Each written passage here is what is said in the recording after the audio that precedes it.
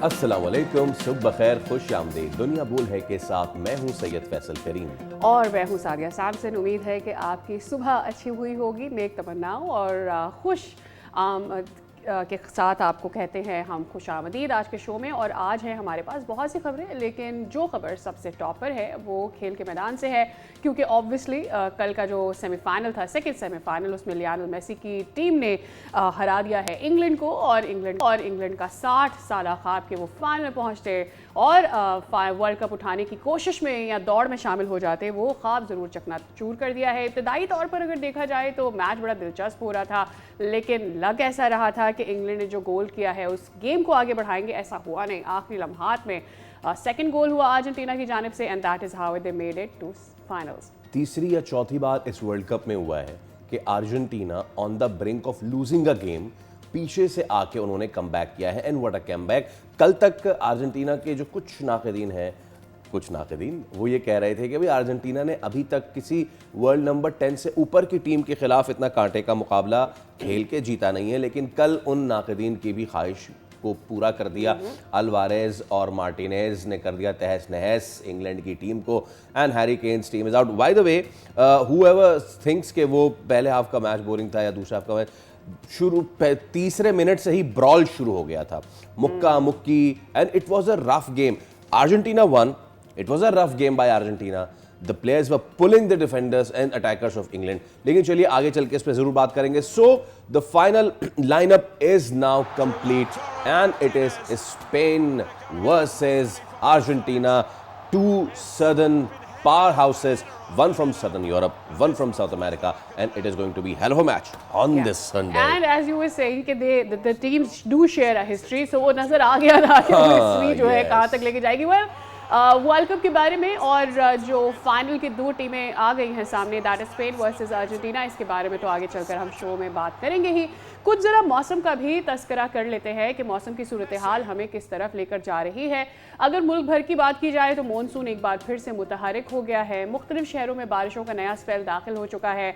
लाहौर में सुबह सवेरे होने वाली बारिश ने मौसम को खुशगवार बनाया, जबकि कराची में भी बादलों के डेरे हैं। And as it is expected कि कहीं कहीं बूंदाबांदी होगी, तेज़ हवाएं होंगी, लेकिन बारिश पूरे कराची में एक्सपेक्टेड नहीं है। महकमे मौसमियात ने अलबत्ता बालाई इलाकों में गरज चमक के साथ बारिश की पेशगोई करते हुए शहरियों को एहतियात की हिदायत जरूर कर दी है। अगरचे बारिश से गर्मी की शिदत में कमी तो आएगी और आई है भी, लेकिन इसके बाद हमें ये देखना ज़रूर है कि वहाँ पे क्या सूरत हाल रहती है, ख़ास तौर पे आपके जो शिमाली इलाका जाते हैं। वेल, विद दैट हम चलते हैं अपनी स्टॉप स्टोरी की जानिब, and that is America Iran कशीदगी। और हम देख रहे हैं एक I guess the fourth night और फिफ्थ नाइट के जब अमरीकी फ़ौज ने जो है ईरान के मुख्तलिफ इलाकों पे हमले किए हैं। अब ये नए ताज़ा हमले हैं। अगर आप इन हमलों की जो डेस्टिनेशन है वो देखें, द टारगेट है, प्लीज़ करेक्ट मी, अब मैं आपको करेक्ट कर लेता हूँ, द टारगेट है दैट इज़ ऑल द जो आबनाए हुर्मुज़ के आसपास वाले जितने भी जजीरे हैं। आबनाए हुर्मुज़ में ईरानी बंदरगाह, उसकी जानिब बढ़ने वाले एक ऑयल टैंकर को हेल फायर मिज़ाइल से नकारा बनाया गया। अच्छा, ऐसे में अब ईरान भी दावा कर रहा है कि कुवैत के अली अल सालिम एयरबेस और उर्दन के अर्रज़ एयरबेस पर मिज़ाइल और ड्रोन हमले तो किए हैं, बट नाउ अब जैसा the round one was Iran 1 America 0, लेकिन अभी जो राउंड 2 है, इज इट 1-1 राइट नाउ, या फिर अगर ये मजीद खिंचता है तो क्या सूरत हाल बनती है। चलते हैं हमारे साथ माहिर बैन अल-अक़वामी उमूर डॉक्टर मिन्हास मजीद साहब। डॉक्टर साहब अस्सलाम वालेकुम, good morning ma'am, thank you so much for your time, it's a pleasure hosting you on the show. Doctor साहब, इट वाज 1-0 जब ये राउंड 1 ख़त्म हुआ था एट द MOU, लेकिन अब जैसे जैसे चीज़ें आगे बढ़ती जा रही हैं, अब बहुत से लोग ईरान को क्रिटिसाइज़ करना शुरू हो गए हैं। आई गॉट सम इंटेल के पाकिस्तान भी अब इस बात पे आ गया है कि हम इतना ही कर सकते थे, हम इतना ही करेंगे, इससे आगे नहीं जाएंगे, हम अपने हाथ नहीं चलाएंगे। So what's the insight on all this right now? बहुत बहुत शुक्रिया जी। मैं समझती हूँ और हमेशा से मैं यही कहती आ रही हूँ कि कशीदगी बेशक बढ़ गई है ईरान और अमेरिका की इस जंग में, कुछ ज़्यादा ही बढ़ गई है, ख़ासकर जब MOU इन्होंने साइन कर लिया था। लेकिन इसमें आप ये एक बात देखिए कि जो सबसे अहम चीज़ है उसे हमने देखना है कि जो वक्त का एक अंसर है उसको हमने देखना है। देखें, पाकिस्तान की बात आपने की कि पाकिस्तान भी अभी थोड़ा सा या कुछ जराए कह रहे हैं कि पाकिस्तान अब और क्या सालिसी करेगा। जी। अमेरिका को अगर हम देख लें तो अमेरिका का ये है कि नवंबर में इलेक्शन आ रहे हैं। जब मैं वक्ती अंसर की बात कर रही हूँ, तो जिस अंदाज से और जिस तरीके से ईरान के ऊपर वो हमले कर रहे हैं कि उनकी जितने भी मिसाइल की तनसीबात हैं या फ़ज़ाई और दिफाई निज़ाम है या जो बहरी या साहिली निगरानी की जितने भी तनसीबात हैं उनको वो निशाना बना रहे। कोशिश उनकी ये है कि अ, ये हमले शदीद से शदीद हों, ताकि नवंबर में जो मिड टर्म इलेक्शंस हैं उनसे वो जल्दी पहले ये जंग खत्म कर लें। अभी मैं न्यूज़ सुन रही थी। सीबीएन ने एक बहुत जबरदस्त बात की है पाकिस्तान के लिहाज से और ईरान और अमेरिका की जंग में। उन्होंने कहा है कि अमेरिका ने बहुत बड़ी गलती की कि उन्होंने ईरान के अज़म को समझने में अ, अज़म को नहीं समझा। बहुत बड़ी गलती थी उनके हिस्से पे। और अब उनको समझ नहीं आ रहा, क्योंकि अभी प्रेसिडेंट ट्रम्प के जैसे आप बयानात भी अगर देख जी। लें तो हर दिन तब्दील हो रहे हैं। पहले उन्होंने कहा कि वो महसूल लेंगे, फिर उन्होंने कहा कि नहीं नहीं लेंगे, अभी लेंगे। कहते हैं बिल्कुल नहीं लेंगे। लेकिन वहाँ के ममालिक जो हैं वो हमारे साथ तिजारत करेंगे और इन्वेस्टमेंट करेंगे। राइट। इसके साथ ईरान ने एक अमेरिकी खातून को अभी रिहा किया है, जिसको प्रेसिडेंट ट्रम्प कह रहे हैं कि ईरान की तरफ से ये एक निशानी है कि वो बातचीत चाहते हैं। तो सीबीएन की रिपोर्ट के मुताबिक यहाँ पे फिर इनके पास और कोई हल नहीं है सिवाय सालिसी के। और हो सकता है कि वो, बल्कि वो कहते हैं कि यकीनन वो पाकिस्तान को कहेंगे कि वो दोबारा सालिसी का किरदार अदा करे। राइट। ये बात। दूसरे ईरान का अगर आप देख लें, तकरीबन 50% माशी हालत जो है वो बिल्कुल तबाह हो चुकी है ईरान में। लेकिन वहां पे जब मैं अज़म की बात करती हूँ, तो जितने भी उन्होंने कहा है कि हम लोग बिजली घरों के ऊपर या ऐसी तनसीबात को निशाना बनाएंगे, वहां पे ह्यूमन चेन लोग जमा हुए हैं और उन्होंने इंसानी जंजीरें बना के कि हम लोग इनको बचाएंगे। उसका क्या रद्द अमल होगा बैनुल अक़वामी तौर पे कि सिविलियन डेथ्स होंगी, राइट। उसमें आम लोग मरेंगे। सो अवामी इंटरनेशनल रिएक्शन भी होगा। फिर बात आती है अमेरिका के अंदरूनी मामलात की। कल उन्होंने सेनेट में एक जो दिफाई बजट था उसको उन्होंने ब्लॉक किया है। डेमोक्रेट्स ने, उसमें कुछ रिपब्लिकन भी शामिल हैं। कल परसों बल्कि कल की जो नई इतलात है वो कहते हैं कि रिपब्लिकन ने 95,000 अरब डॉलर्स जो है ईरान जंग के लिए मखसूस करने के लिए एक रेजोल्यूशन पेश किया है। राइट। लेकिन उससे पहले 1,000 अरब डॉलर का पहले वो रद्द कर चुके थे। राइट। फिर अभी वो लोग कह रहे हैं सेनेट और हाउस ऑफ रिप्रेजेंटेटिव दोनों में कि जी जो जंग की सदर के जो जंग के इख्तियारात हैं मैनिफाई में। उसको महदूद किया जाए। ये राइट। कॉन्स्टिट्यूशन में भी है, लेकिन प्रेसिडेंट ट्रम्प वही कहते हैं कि मेरा एग्जेक्टिव का रोल है और राइट। मैंने स्टेट ऑफ हर्मुज को जो है Ma'am, her if I may तरीके से bring the मैं conversation बनाना to है। Pakistan's role, as Faisal asked, क्या कर सकता है पाकिस्तान, नोइंग कि इस वक्त पाकिस्तान अफेक्ट हो रहा है, ऑब्वियसली इकोनॉमिकली भी पाकिस्तान अफेक्ट हो रहा है और पाकिस्तान अकेला नहीं अफेक्ट हो रहा, दुनिया भर अफेक्ट हो रही है, लेकिन हमारी इकॉनमी हमें इजाज़त नहीं देती इस वक्त जो सिचुएशन है कि हम मज़ीद जो है महंगा तेल ख़रीदें और हमारे लोग उसको बर्दाश्त नहीं कर सकते। नोइंग दैट, कितना प्रेशर पाकिस्तान ईरान पर और यूएस पर डाल सकता है कि वो वापस टेबल पर आएँ? और जिस तरह से फैसल ने पहले सवाल किया कि कुछ गिले शिकवे ईरान से भी होने लगे हैं, अब वो ना सिर्फ अरब को हैं बल्कि दीगर इस रीजन के और ममालिक को भी होने लगे हैं कि शायद बात टेबल पर ज़रूर रहनी चाहिए थी। So what do you think Pakistan can do in this situation? देखें, आपने अभी खुद बात की कि माशी तौर पे इस जंग ने हमें बहुत मुतासिर किया है।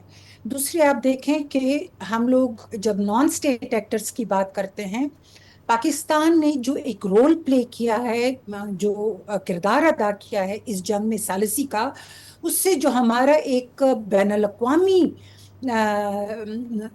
इमेज बना है, उसको कोई नहीं जुटला सकता। नतीजा क्या होता है कि आपके अंदरूनी तौर पे इतने मसाइल खड़े कर देते हैं वो नॉन स्टेट एक्टर्स, ताकि आपकी तवज्जो वहां से हट सके। अब हम लोग अंदरूनी मामलात के ऊपर जो एक तरह से खलफशार है या मिलिटेंसी है, उसके ऊपर भी तवज्जो दे रहे हैं, लेकिन उसके साथ साथ हम लोग ये भी चाहते हैं पाकिस्तान कि ये जंग जो है खत्म हो जाए। अब जैसे बात की आपने कि कई हल्के बात कर रहे हैं कि ये मेज तक ही महदूद रही बात, ये बिल्कुल सही है, क्योंकि पाकिस्तान ने बार बार दोनों ममालिक को, ईरान जितने भी दौरे थे लीडरशिप के, ईरान के दौरे भी किए, खलीजी ममालिक के दौरे भी किए, सऊदी अरेबिया भी हमारे लीडर्स गए, उनको भी इस बात पे आमादा किया कि ईरान को भी कहें कि जी बातचीत जारी रखें, और अमेरिका से डायरेक्ट फोन लाइन पे हमारी लीडरशिप ने बात की। वो लेके आए इन दोनों को मेज पे बातचीत के लिए, लेकिन पाकिस्तान दोनों को मजबूर नहीं कर सकता है। अंदरूनी मैंने आपको बात की दोनों ममालिक की अंदरूनी हालात जो हैं, वहां पे जी जी। प्रेसिडेंट ट्रंप के ऊपर जो अवामी राय है वो उनके खिलाफ जा रही है, और रोज बरोज जो उनका ग्राफ है मकबूलियत का, वो गिरता जा रहा है। ईरान में अगर हम लोग देखते हैं तो IRGC जो है वो पूरा कंट्रोल में है राइट। ईरान की एक तरह से फॉरेन पॉलिसी में। और अगर हम लोग देखें, रिफॉर्मिस्ट तो हैं वहां पे, लेकिन साथ साथ में हम लोग हार्ड कोर कंजर्विस्ट जो हैं उनको भी देख रहे हैं। सो राइट। यहाँ पे भी पाकिस्तान के रोल को हम लोग एक तरह से इस तरह से देखेंगे कि पाकिस्तान मुदाखलत नहीं कर सकता है कि एब्सोल्युटली। या IRGC जो है वो अपना रोल कम करे, या वहां पे अमेरिका जो है, अमेरिका में कहे कि ज़ायनिस्ट लॉबी यूर जो है राइट। ईरान को भी ये वहां पे देखना है उनके एट असर द को सेम क्या टाइम कर कि सकते ईरान को भी अपने जो होम का प्रेशर है उसे देखना है। दूसरी तरफ अब डोनाल्ड ट्रंप इस जंग को ख़त्म करना चाहते हैं। बहुत शुक्रिया मैम आपके वक्त के लिए। It's was wonderful to have you on the show. We really hope इस बारे में हमारी बात हो सकेगी। यहाँ पे वक्त हुआ एक ब्रेक का। Stay with us.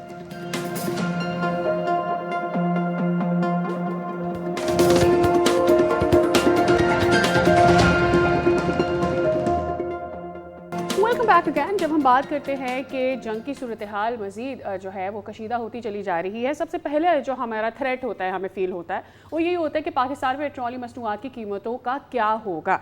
अब इसमें जो एक नई सूरत हाल बन रही है वो ये कि इस पर सोचा जा रहा है कि क्या डेली बेसिस पर रात में जो ओवरऑल इंटरनेशनल प्राइसेस चेंज हो रही होती है उसको मद्देनज़र रखते हुए इसको सोचा जाए, समझा जाए, और क्या डेली बेसिस पर इसकी वजह से प्राइसेस चेंज होगी।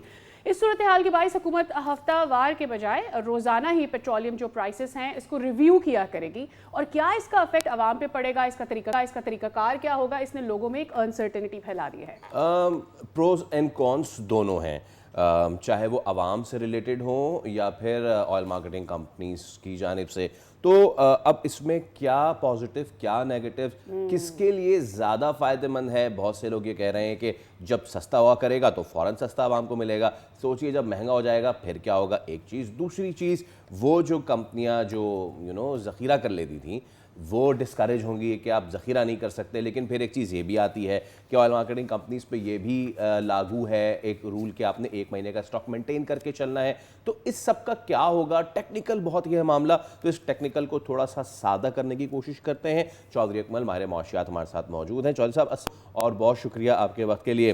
तो चौधरी साहब, गालिबन इस पर हम पहले भी बात कर चुके हैं, D regulation of mechanism, this is the thing. और बहुत से लोग इस पे पहले भी कह रहे थे, जब जिस वक्त मामला हुआ था कि जब आलमी मार्केटों में कीमतें कम हो रही थी और हम नहीं कीमतें कम कर रहे थे, तो सबसे बड़ा यही मसला आया था कि भाई क्योंकि हमारा मैकेनिज़्म ही ऐसा है कि हम 15 दिन या हफ्तावार करते हैं। मुझे थोड़ा सा बताएं, लोगों को बताएं कि इसमें अगर ये हो जाता है रोज़ाना रात में डॉलर फ्लक्चुएशन और जो ऑयल मार्केट है इंटरनेशनल, उसकी बेसिस पे प्राइसेस डिसाइड होंगी डेली। किसके फ़ायदे में होगा, किसके नुकसान में होगा?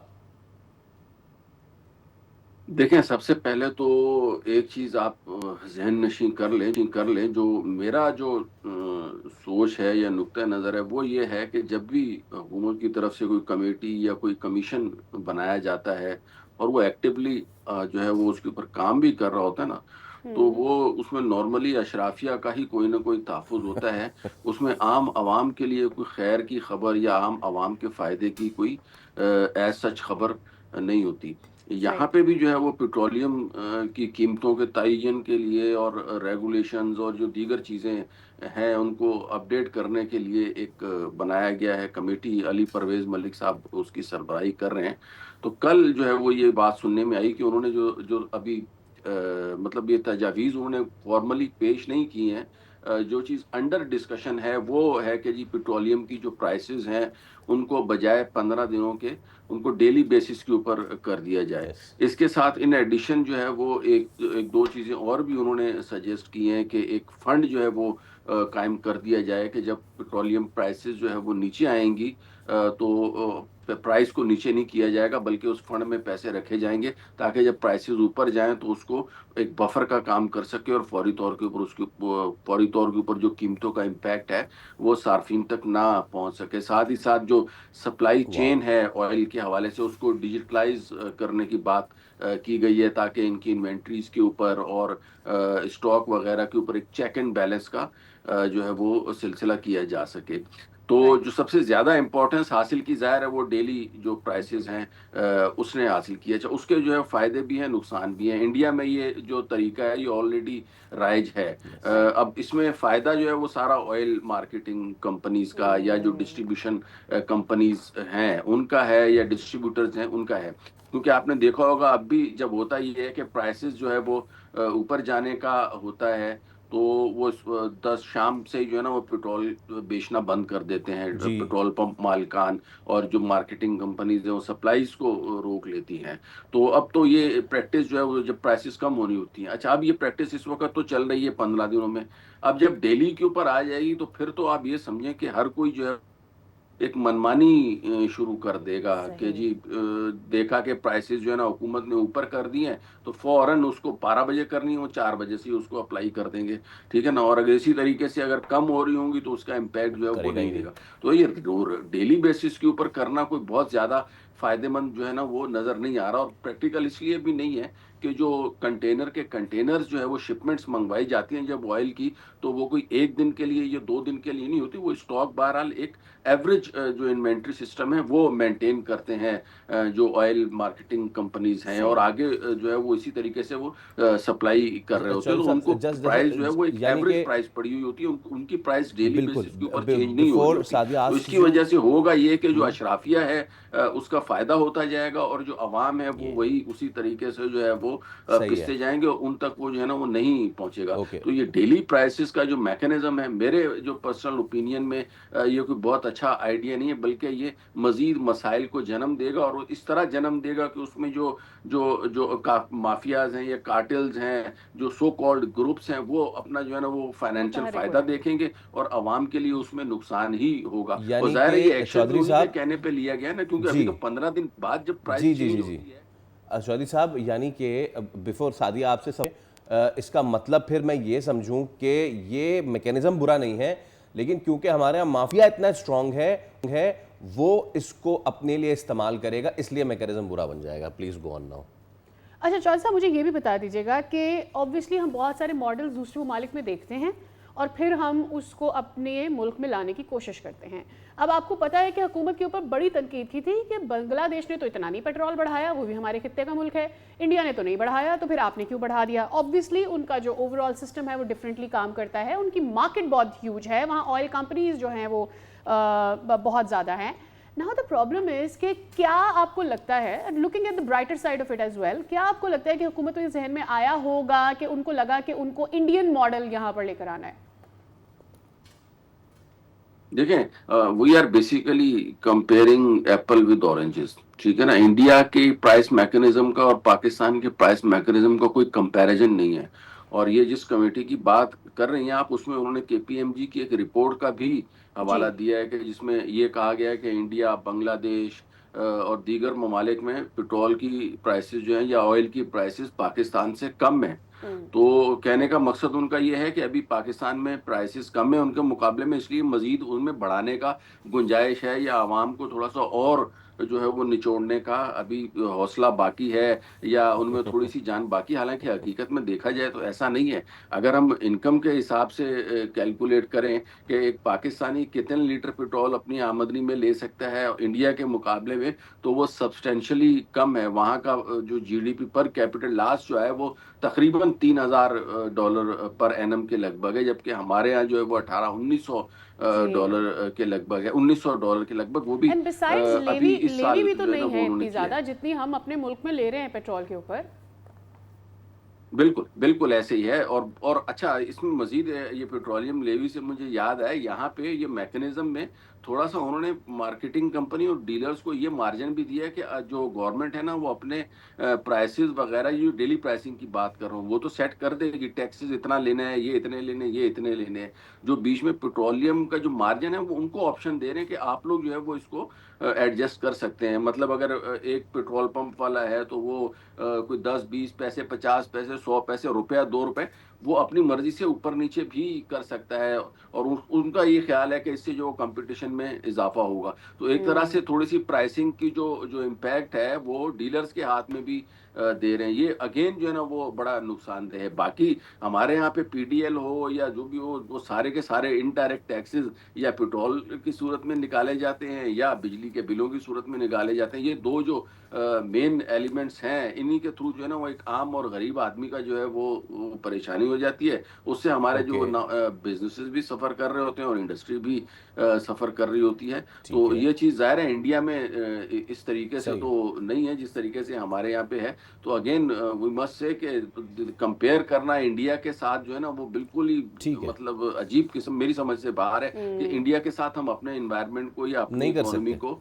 नहीं क्यों कर सकते, कंपेयर हाँ, कर नहीं रहे कर हैं। सकते। It's very unrealistic. Okay, Chaudhary साहब, फिर अब बात यह है कि ये अगर रोज़ाना पेट्रोल की कीमत मुकर्रर की जाती है तो क्योंकि माफिया यहाँ पे इतना स्ट्रांग है तो वो इसको अपने लिए इस्तेमाल करेगा। एक चीज़ फ़िलहाल राइट नाउ जो इस वक्त मैकेनिज़्म राइजुल वक्त है वो भी माफिया को ही सपोर्ट करता है, तो फिर क्या करें? कौन सा सिस्टम हमें चाहिए? That's my question, to be और नॉट टू बी।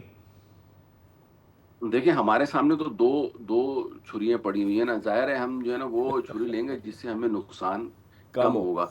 अगेन मैं द आपसे ब्लंट यही वन। कह रहा हूँ कि बेसिकली इस वक्त भी प्राइसेस इतनी तेजी से फ्लक्चुएट कर रही है ना। मैं तो अभी पिछले दिनों आर्टिकल भी है किसी के ऊपर लिखा है कि जो इस वक्त जो कमोडिटी मार्केट्स है ना, नॉट ओनली ऑयल बल्कि दीगर गोल्ड और मेटल्स वगैरह है, इस तरीके से फ्लक्चुएट कर रही है। ऐसे तो हमने कभी जिंदगी में नहीं सुना था कि मिनटों और सेकंडों के हिसाब से ऑयल की प्राइस, सोने की प्राइस, चांदी की प्राइस जो है वो तब्दील हो रही है। हालांकि ऐसा तो नहीं होता ना कि सोने में कोई बहुत ज्यादा उसकी कानकनी में या उसकी सप्लाई में एकदम इजाफा या कमी हो जाए। Same is the case with fuel कि अगर चलें जी कमी हो गई है तो वो हो गई है ना, अब उसमें दोबारा से कीमत जो है वो कम होना फिर समझ में नहीं आता। तो ये जो फ्लक्चुएशन हो रही है इसकी वजह से जो अशराफिया है, ये जो माफियाज है ना, इनका जब फायदा भी हो रहा होता है, अच्छा जब फायदा हो रहा है तो उसको तो ये एब्जॉर्ब करते हैं, उनको तो बड़े खुश होकर मीट हप हप करके जो है इसको खाने की कोशिश करते हैं। लेकिन यहाँ पे फिर नुकसान भी उसी तरीके से ना। अभी पिछले दिनों आपने देखा कि एकदम से जब 24 से 25 रुपए जो है वो हुकूमत ने कम किए तो उसमें इन लोगों का नुकसान भी हुआ।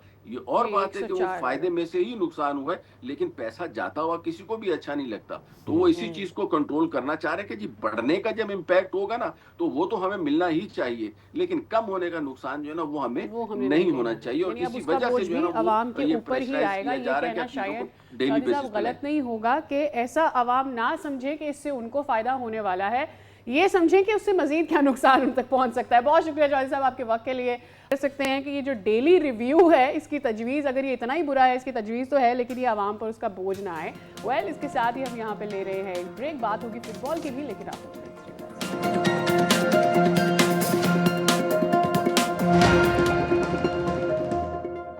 व्हाट अ नाइट, और क्या ही जबरदस्त मैच रहा है। एंड विद दैट अर्जेंटीना जीत चुका है। एक बार फिर अर्जेंटीना ने साबित किया है कि when they are pin down उसके बाद वो बहुत देर तक देखते रहते हैं कि अगली टीम क्या कर रही है, और वही गलती जो इजिप्ट ने की वही गलती दोहराई इंग्लैंड ने, और इसको दे जस्ट कैश्ड ऑन। वो देखते रहे कि अब इंग्लैंड डिफेंसिव होता जा रहा है, एंड विद दैट आखिर में यस जो 2 गोल थे they were with Fernandez and Martinez, लेकिन जो असिस्ट है आप उसको कैसे नेगेट कर सकते हैं। Once again Messi proving to be the GOAT. Sadia Sahiba, did you pick Argentina? Did you take I took take England yesterday. I also took and England. we both did take England yesterday. We were thinking कि Argentina will not be able to make a comeback, but कल भी हमारे साथ इरशाद साहब मौजूद थे and he did say कि भाई अर्जेंटीना जीत जाएगा, and he's been supporting Argentina since ever। तो चलते हैं सीधा इरशाद No, अली स्पोर्ट्स जर्नलिस्ट के before pass. going to But- Irshad, Yeah. अस्सलाम वालेकुम। Before going to इरशाद भाई,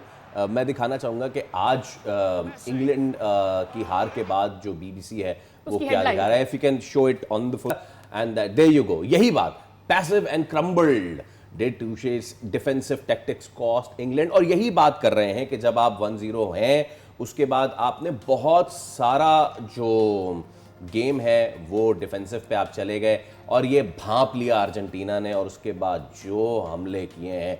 पहले हाफ में तो अर्जेंटीना के पास पोजीशन नहीं थी, दूसरे हाफ में अर्जेंटीना इतने हेडर्स कर रहा था कि इंग्लैंड बस हवा में देख रहा था कि हवा है, कुछ तो बता दे।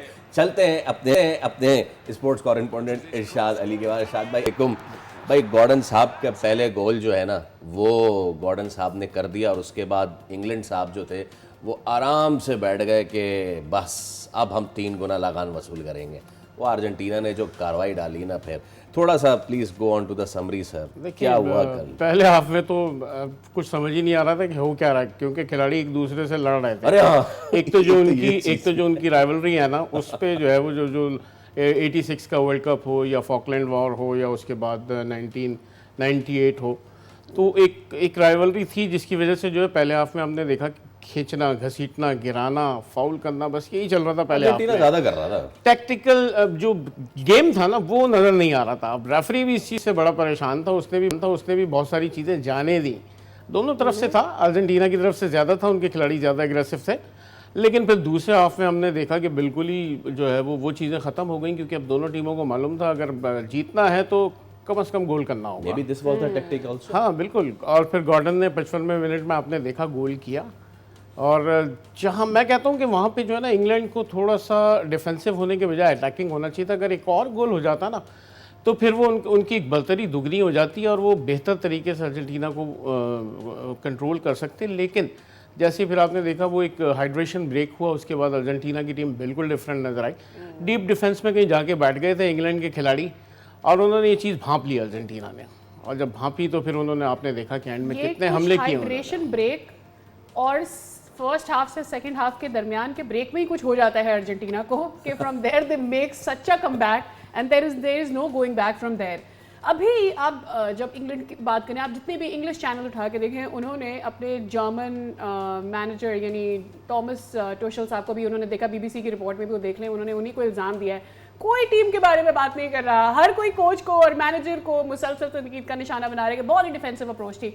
बट मुझे ऐसा लगता है कि समवेयर एट 58 मिनट गोल हो जाने के बाद, जो कल हम स्पेन की और फ्रांस की बात भी कर रहे थे कि 58 मिनट के बाद भी बहुत वक्त होता है गेम में, उसके बाद टीम का कमबैक ना करना, इंग्लैंड का कमबैक ना करना doesn't make sense to me at all. I mean इतना टाइम होता है टू फिगर आउट कि आपको क्या करना है। देखिए इंग्लैंड की टीम बेसिकली अटैक पे ही जो है वो रिलाई करती है, लेकिन बाज़ औक़ात इन पे तनकीद इसीलिए ज़्यादा होती है क्योंकि ये अपनी मैनेजर्स की जो फ़िलासफ़ी है ना उसके ऊपर खेलते हैं। वो अगर ज़्यादा डिफेंसिव है तो फिर वो टीम जो है वो डिफेंसिव ही खेलती है। तो कल भी हमने देखा, हालांकि जो उन्होंने मैक्सिको नॉर्वे के ख़िलाफ़ जो स्ट्रैटेजीज़ थी उनकी खिलाड़ियों की डिफेंस करने की, वो कामयाब हुई, लेकिन कल के मैच में कामयाब नहीं हो सकी क्योंकि अर्जेंटीना चाह रहा था कि इंग्लैंड जो है वो ये गलतियाँ करे, डिफेंस में डीप डिफेंस में जाए और फिर उनको मौका मिले, और क्योंकि गैप्स खुलेंगे उस वक्त। आपने देखा मैसी को किस तरह मैन टू मैन मार्किंग की हुई थी, 4 बंदे उसके ऊपर चढ़े हुए थे, उसको बॉल नहीं ले जाने दिया जा रहा था। लेकिन फिर आपने देखा कि दूसरे जो मैसी ने असिस्ट किए हैं उसके बाद जो गोल हुए हैं, फिर जो 3 से 4 गोल तो यकीनन बचे हैं, जो 3 हेडर जो है वो गोलकीपर ने बचाए हैं, उसके बाद 2 जो है गोल पोस्ट पे लगे हैं, 2 गोल पोस्ट पे एंजो फर्नांडिस के एलिस्टर उनके जो 2 गोल उनके जो है वो गोल पोस्ट पे लगे हैं। तो अर्जेंटीना ने एक मतलब एक Change तरफ of की हवा game चल किया। पड़ी थी कि बिल्कुल जो है वो यकतरफा ट्रैफिक चल रही थी। और प्रॉब्लली इरशाद भाई उन्होंने जो चेंज ऑफ प्लान किया वो ये किया कि ऑब्वियसली दे फिगर्ड कि मेसी को नहीं रास्ता मिल रहा to go forward and make a goal, तो फिर मेसी ने चेंज किया। हमें मेसी फिर पूरे टाइम में पैसेस में नजर आए, हमें वो गोल तक अप्रोच करते हुए नजर नहीं आए, एंड ही मेड श्योर कि कहाँ से गोल हो सकता है, and probably that was the change of game that worked for them. और शायद इंग्लैंड को वो समझ नहीं आया, इंग्लैंड शुरू से बस मेसी को ब्लॉक करते रहे and they did not change the game. बिल्कुल यकीनन, क्योंकि मेसी इस टूर्नामेंट में जिस तरह का खेले थे यही इंग्लैंड की स्ट्रैटेजी थी कि मेसी को पकड़ना है, और मेसी को पकड़ने की गलती में जो है वो दूसरे खिलाड़ियों को छोड़ा, उन्होंने गैप दिया। लेकिन असिस्ट आप देखें कि बाहर से भी मेसी ने जो है वो जिस तरह असिस्ट किया, होता है पहला गोल और दूसरा गोल दोनों ही बड़े शानदार गोल थे। मुझे तो स्ट्रेटजी में डिफरेंस हमने ये देखा कि in the second half either there were too many headers या फिर देयर वर लॉन्ग शॉट्स। मैं चाहूँगा कि हमारे पास वो गोल्स हैं, हम अर्जेंटीना के गोल ज़रा दोबारा दिखाएं, क्योंकि मैं अगला सवाल उसी से बनाना चाह रहा हूँ। और मैं अपना मुद्दा ये रखना चाह रहा हूँ कि rather than stray bullets Argentina ने इस चीज़ पे आ गए थे कि let's have long cannon shot. और जो पहला गोल जो किया था फर्नांडिस ने, 1 2 3, I mean, come on, that is ridiculous. Wow. 85th minute, you are 1-0. It's a semi-final. और this was not the only shot. This was not the only shot. And then, obviously ये Messi वाला, and then the header, and there you go. So now let me go to Irshad भाई. Irshad भाई, headers या फिर circle से बाहर के shots, D के बाहर से शॉट्स, बट ये तो एक गोल था ना फर्नांडिस का। इससे पहले भी हमने देखा कि उन्होंने लॉन्ग किक्स ली हैं और वो they were there on the target. So ये तब्दीली थी इनकी स्ट्रेटजी में फ्रॉम द फर्स्ट हाफ। बिल्कुल, देखें असल में ना जब इंग्लैंड की टीम जो है वो टोटली एक गोल करने के बाद गलती ये थी उनकी कि डिफेंस पे आ गई थी, तो 4 खिलाड़ी उनके डिफेंडर्स पहले ही मौजूद थे, उसके बाद दूसरे। लेकिन जो आपको पता है गॉर्डन जो गोल स्कोरर थे उनकी जगह भी जो है ना टोशल ने जो है वो एक डिफेंडर को मैदान में उतारा ताकि वो गैप्स जो हैं वो ख़त्म हो जाए, और 5 खिलाड़ी जो है वो डिफेंस के लिए मौजूद थे ताकि जो है वो उनको गैप ना मिल सके। बाहर से शॉट्स लेने की वजह ही यही थी कि अंदर से गैप्स नहीं मिल रहे थे उनको। लेकिन जब बाद में आपने देखा कि वो जो बिल्कुल इंग्लैंड को जो है वो इधर उधर किया उन्होंने, तो फिर वो लुतारो मार्टिनेज ने जो है वो हेडर के जरिए क्या शानदार गोल किया, और वो फैसला कौन गोल था। बस उसके बाद तो इस वक्त अब जब हम बोलते हैं कितना अजीब लगता है ना, हम आमतौर पर क्रिकेट में साउथ अफ्रीका के लिए बात करते हैं till the end then they become the chokers. England के साथ भी कुछ ऐसे ही when it comes to football. हमें 60 साल हो गए हैं, हमेशा आते हैं, सेमीज तक पहुंचने, क्वार्टर्स तक पहुंचते हैं, फिर वहां से उनका सफर तमाम होता है, they have to go back. What's wrong with England overall? क्या जिंक्स हो जाता है, मसला क्या होता है? सारे ये बड़े बड़े नाम और सारे इंग्लिश प्रीमियर लीग वाले, from Beckham to Wayne Rooney to Harry Kane, now no one. कल मैं बीबीसी पढ़ रहा था तो उसमें तकरीबन जो उनके ज़्यादातर खिलाड़ी वेन रूनी, एलन शेरर या दूसरे जो खिलाड़ी हैं, उनका यही कहना था कि इतने बड़े टूर्नामेंट में जीतने के लिए ना आपको खुशकिस्मती की भी ज़रूरत होती है। अब वो शायद तो खुशकिस्मती जो है वो इंग्लैंड के साथ नहीं होती। 60 साल के बाद एक मौका मिला था उनको 1966 के बाद जो उन्होंने अपने मुल्क में वर्ल्ड कप जीता था, उसके बाद ये मौका था उनके पास कि फाइनल में पहुंच जाते, और हाथ में था उनके, अगर वो थोड़ा सा जो है वो अटैक कर लेते और दूसरा गोल कर देते तो शायद आज हम यहाँ बैठ के इंग्लैंड की फतह की बातें कर रहे होते हैं। लेकिन बदकिस्मती है उनकी कि वो जो है वो फिर बाहर हो गए, और पिछले मैचों से जब नहीं सीखते ना तो फिर यही होता है। हर मैच में पाइल अप भी होता चला जाता है, जितना ज्यादा आपका गैप बड़ा होता जाता है उतना ज्यादा प्रेशर भी ऐड अप होता चला जाता है। इरशाद भाई बहुत शुक्रिया, वाज वंडरफुल हैविंग यू। अब हमें फाइनल के बारे में आपसे बात करनी है। संडे को है फाइनल, अर्जेंटीना स्पेन, देखना है होगा क्या। What are you expecting? Should we take the teams? By the way आप कौन सी टीम लेंगे? मुझे स्पेन लेनी है प्लीज। जाते स्पेन,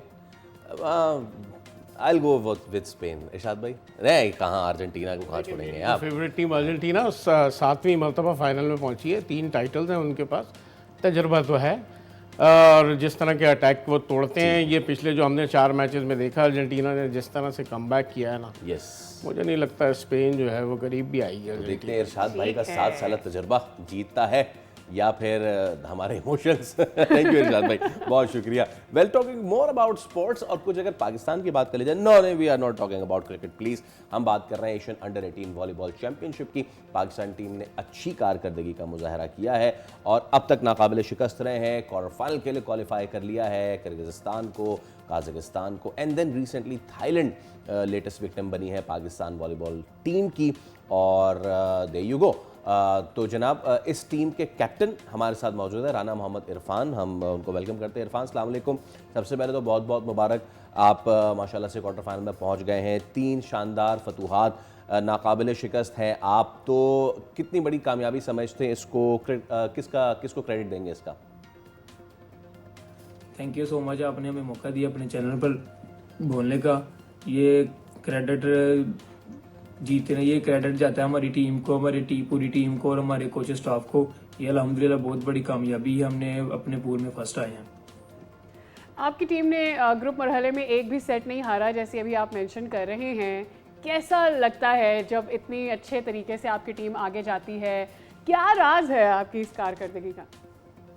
अपने पूल में किसी से भी एक सेट नहीं हारा अल्हम्दुलिल्लाह। पिछली बार हम थाईलैंड गए तो उधर भी हमने अपने पूल में किसी से कोई सेट भी नहीं हारा और उसी को हमने आगे रखते हुए अल्हम्दुलिल्लाह तीनों में जो 3 मैचेस हुए हमारे इनमें हमने किसी से भी एक सेट भी नहीं हारा। ये अल्हम्दुलिल्लाह ये हमारी बहुत बड़ी कामयाबी है। अच्छा, पाकिस्तान, काज़ाकिस्तान और अब थाईलैंड के खिलाफ मैचेस में सबसे ज़्यादा मुश्किल मुकाबला किसके साथ था और क्या वजह थी? तीनों टीमों में से हमको टाइम दिया है थाईलैंड ने, और उनके प्लेयर भी बहुत अच्छे, टीम भी उनकी बहुत अच्छी थी और अल्लाह का शुक्र है हमने उनको 3-0 से हराया। ठीक है, और एशियन चैंपियनशिप जैसे बड़े इवेंट्स के लिए तैयारियों का सफ़र कैसा रहा है अब तक आपका? जो तरबियती सहूलियात होती हैं जब आप दूसरे ममालिक में जाते हैं तो कैसा लगता है आपको? अपनी फैसिलिटीज़ देखते हैं जब और दूसरे ममालिक की?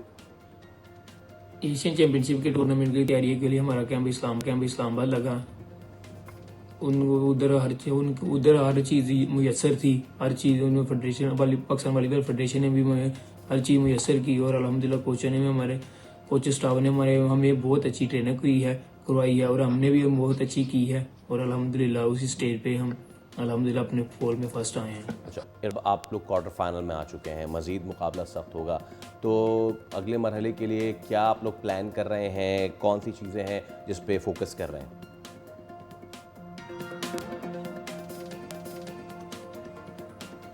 और हमारी हिकमत अमली ये होगी कि हम इनको सर्वर से डिस्टर्ब करें, अच्छी बुला करें और इंशाल्लाह इनसे जीतेंगे। सही। और अगर पाकिस्तान इस टूर्नामेंट में टाइटल जीतता है तो आपके ख्याल में इस कामयाबी से मुल्क में वॉलीबॉल के फ़रोग पर कितना असर होगा?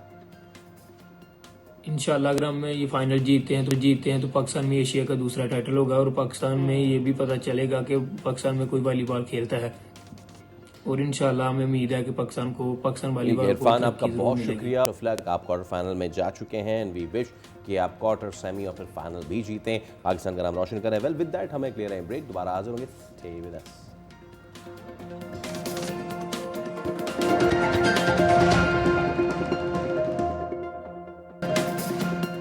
एक बार फिर आपको कहेंगे खुशामदीद।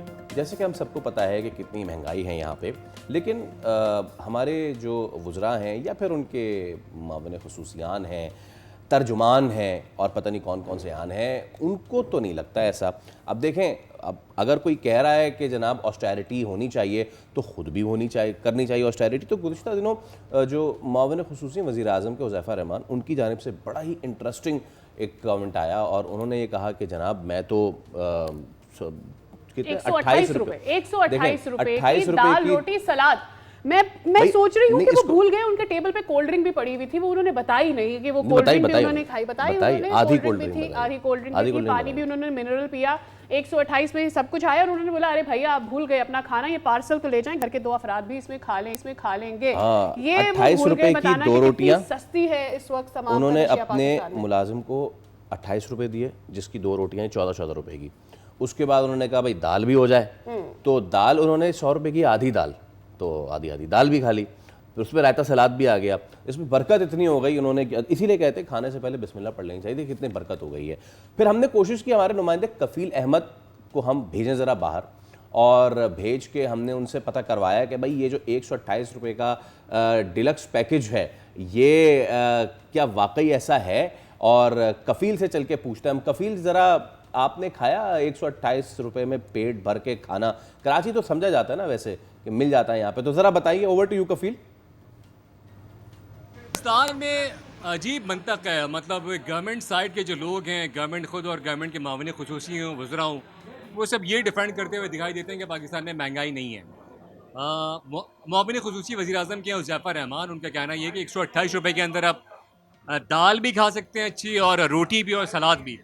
तो मैं इस वक्त होटल में एक मौजूद सदर के अंदर, और हम पहले दाल खाएँगे और कोशिश करेंगे कि जो है ये थोड़ा खाना खा लें, उसके बाद देखते हैं। खाना तो जी हमने खा लिया। अब ये नज़ीर कितना बिल हो गया यार, ये टोटल रोटी ये कोल्ड ड्रिंक के साथ मिला के 240 रुपये आपके रेट हो गया। 240 सुना आपने, 240 रुपीज़ का बिल हो गया। तो ये वो सिचुएशन है कि जो ये दावा कर रहे हो हुज़ैफ़ा रहमान साहब कि 128 रुपये के अंदर वो खाना खा लेंगे बासानी, और इसके एक प्रूफ मेरे साथ एक दोस्त ही मेरे साथ मौजूद है जो होटल में मौजूद है। सर आप खाना खा लेंगे 128 में? नहीं सर, 128 तो मुमकिन नहीं है इस दौर में, तो क्योंकि इन्फ्लेशन रेट आप देखें कि हमने चाय मंगाई है वो भी 130-150 के करीब बिल आ रहा है, तो इतना तो मुमकिन नहीं है कि 128 में हम खाना खा सकें। तो ये कैसे कह लेते हैं वज़रा वगैरह और इनके मुआविन खुसूसी वज़ीर आज़म के कि सब कुछ मुमकिन है, रोटी भी, दाल भी, सलाद भी, कोल्ड ड्रिंक भी? ये तो उनको ही पता होगा कि उनके पास कौन सा मैजिक है। इस वक्त नामुमकिन है। इस वक्त नामुमकिन है। ये आपने बात भी सुन ली, जो शहरी मेरे साथ मौजूद हैं उनका कहना है कि सब पॉसिबल नहीं है, मतलब इतना बदतरीन इन्फ्लेशन है, राइजिंग ट्रेंड है, और इसकी अगर हम बात कर लें तो महंगाई बहुत ज़्यादा है इस वक्त। 128 के अंदर तो दो वक्त रोटी, दाल, सलाद मुमकिन नहीं है, और आने वाले वक्त में यकीनन हुक्मरानों को ये सोचना होगा कि आम आदमी ज़िंदगी कैसे बसर कर रहा है इस पाकिस्तान के। सही कह रहे हैं कफील, अभी तो आप एसी वाले कमरे में नहीं बैठे, वरना उसका भी बिल लगा लेते 40-50 रुपए। फिर आपको कोल्ड ड्रिंक आपने नहीं ली, वो भी अगर आप ले लेते, और फिर सलाद भी सिर्फ प्याज रखी हुई थी आपके सामने, आपने पूरी सलाद नहीं ली जिसमें चुकंदर होती, खीरा होता, ककड़ी होती, सब कुछ होता, सलाद का पत्ता तो आप भूल ही गए।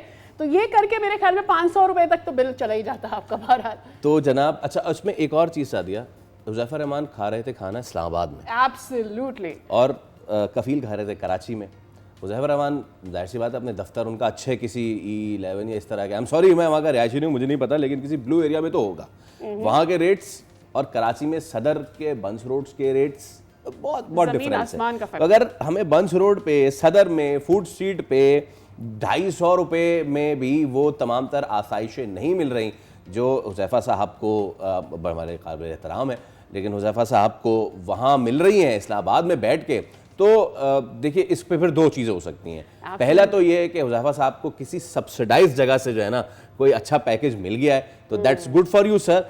दूसरी बात ये है, आई एम सॉरी सर, लेकिन हमारी जो अशराफिया है उनको शायद मालूम नहीं है और वो किसी तरीके से जस्टिफाई करने की कोशिश कर रहे हैं। कुछ दिनों पहले एक और बयान भी आया था राना अफजल जी, कैलोरीज वाला, कि भाई अगर 8400 कैलोरीज चाहिए एक इंसान को जिंदा रहने के लिए तो 2300 कैलोरीज तो सब्जी से भी आ सकती हैं। मुझे एक बात सिर्फ इतनी बता दें इससे पहले कि हम अपने अगले सेगमेंट की जानिब जाएँ, आवाम को दाल रोटी पे ही रखना है, कुछ चिकन विकन का भी तो बताएं ना। मैं चाहता हूँ कि हुज़ैफ़ा रहमान साहब अगली बार जो है एक चिकन की प्लेट मंगाए, फिर बताएं कि वो कितने की होगी। वो भी 250 रुपए 200 रुपए में कर देंगे कोल्ड ड्रिंक सलाद के साथ। वेल अच्छा, एक्चुअली मेरे ख्याल में वजह ये है कि हम रियलिटी को एक्सेप्ट नहीं करते और सारे मामलात को अंडर द कारपेट डालने की कोशिश करते हैं, और फिर जब वो मसाइल उबलते हुए वॉल्केनो की तरह हमारे सामने आते हैं तो वो मसाइल इतने गंभीर होते हैं कि हम उसका सिरा नहीं पकड़ सकते। Why I am saying that, हमारी अगली स्टोरी इसको डिफाइन कर देगी। गैर कानूनी तरीके से बैरून मुल्क जाने के ख्वाब ने कई बार जो है लोगों को मुश्किलात में डाला है। कई नौजवान जिंदगियां हमारे हाथों से निकल गई हैं। आपको पता होगा डंकी के खतरनाक तरीके से कितने लोग, कितने नौजवान पाकिस्तान से दूसरे मुल्क जाते हैं और फिर वहां उनके साथ जो कुछ सलूक किया जाता है वो हमारे सामने है।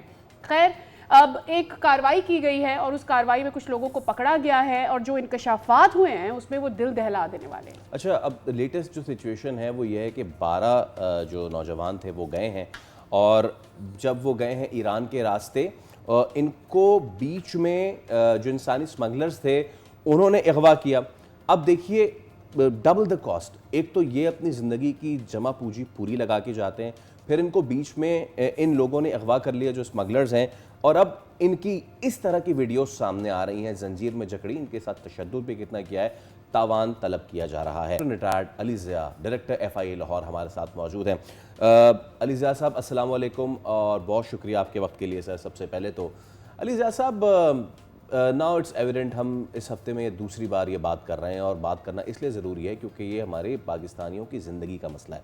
गैर कानूनी रास्ते से बैरून मुल्क जाने की कोशिश करने वाले जो 12 पाकिस्तानी नौजवान हैं, इनका कुछ पता नहीं, कोई पुरसान हाल नहीं है, इनके तावान की वीडियोज़ भेजी जा रही हैं। पहले भी केसेस इस तरह के सामने आते रहे हैं। How to deal with them, इदारे किस तरह इनको डील कर देंगे अब? इस सबसे पहले तो मैं बताना चाहूँगा आपको कि डेफिनेटली जिस तरह मीडिया पे आप लोग भी बार-बार सुनना जा रहा है, अभी तक 3 ऐसे लोग हैं जिन्होंने फैमिली जिन्होंने अप्रोच किया आज से तकरीबन 2 दिन पहले और फौरी तौर पे उनकी FIR रजिस्टर करके उस पे FIA ने अपना एक्शन कर लिया। इसके अलावा जो बाकी लोगों का जिक्र उनकी फैमिलीज कर रही हैं, उनके बारे में फिलहाल हमारी तफ्तीश में ये आ रहा है कि वो ईरान के किसी इलाके में मौजूद हैं और वहाँ पे खुद मूव कर रहे हैं, लेकिन सब चूंकि हिर से है तो इस पे तफ्तीश जारी है। सबसे पहले तो देखें, ये लोग जो हैं वो एक रिपोर्टेडली एक लैंड और सी मिक्स रूट के जरिए इन्होंने ईरान में दाखिल हुए और वहाँ पे फिर इन्होंने कुछ ऐसी वीडियोस भिजवाई अपने फैमिलीज को, जिससे उन्होंने ये जाहिर करने की कोशिश की कि जैसे कि वो तुर्की के इलाके में पहुंच चुके हैं। इसी बिना पर जो रिपोर्टेडली अब तक जो एजेंट है उसने 10 लाख रुपया पर फैमिली इनसे लिए 2 एक साथ में। जैसे ही मालूमात FIA को मिली, सबसे पहले तो FIA ना सिर्फ इनकी जो है हमने इनकी FIR रजिस्टर की, बल्कि फौरी तौर पे हमने अपनी एक्टिविटी करते हुए हमने मुख्तलिफ जगहों पे रेड करना शुरू कर दिए और जो इसमें एक मेन नामजद जो ट्रैवल एजेंट कल्प्रेट था उसके रेड हमने करना स्टार्ट कर दिए। साथ के साथ हमने हमारा जो लिंक ऑफिस है ईरान में उसको फौरी तौर पे वहाँ पे हमारे एक लिज़ान ऑफिसर होते हैं FIA के, उनको ऑन बोर्ड लिया गया और उनके साथ भी सारी तफसीलात शेयर कर ली गई। अभी तक एक मुलजिम को गिरफ्तार कर लिया गया है, उससे तफ्तीश जारी है और ये देखा जा रहा है कि किस तरह से ये लोग यहाँ से मूव किए। जो एक्यूज जो एजेंट था जो यहाँ से इनको लेके गया वो इन्हीं के मोहल्ले में रहने वाला है और इन्हीं के साथ उसने इन सबको ल्योर इन किया और इनको यहाँ से वो लेके गया और इसी बिना पे लेके गया, नोइंग फुली वेल कि वो एक ऐसा प्रॉबेबली एक अमल करने जा रहे हैं जिसमें बहुत सारी मुश्किलात का सामना उन्हें करना पड़ सकता है। हम बड़ा अपफ्रंट होकर इसकी तफ्तीश कर रहे हैं और हमारी कोशिश है कि उन अकाउंट्स को ट्रेस किया जाए। जिस नंबरों से इनको कॉल आई है तावान की, पहले तो इन्हीं में से एक बंदे का नंबर यूज किया गया, बाद में डिफरेंट और कॉन्टेक्ट्स किए गए, उनकी हमने अपने फॉरेन ऑफिस से डिटेल्स दी हैं, उनके ऊपर काम किया जा रहा है। तो मुख्तलिफ एंगल पे काम किया जा रहा है ताकि हमारी प्रायोरिटी ये है कि जल्द अज जल्द इन लोगों को बाजियाब कराया जाए और उसके बाद इसके बाकी पहलू भी देखे जाए। अच्छा सर, रिपोर्ट्स के मुताबिक तो गुज़िश्ता 4 बरसों के दौरान गैर कानूनी हिजरत की जो कोशिशें की गई हैं, इसमें कशी हादसात के बाइस 335 पाकिस्तानी जान की बाजी हारे भी हैं। इतने ज़्यादा केसेस मंजर आम पर आने के बावजूद मुल्क में ऐसे जो एजेंट्स हैं वो आज़ादाना तौर पर इन लोगों से राबते करते हैं, इन्हें ख्वाब दिखाते हैं, बाहर भेजते हैं। उतनी तेज़ी से कार्रवाइयाँ नहीं होती जितनी तेज़ी से एजेंट्स काम कर रहे हैं।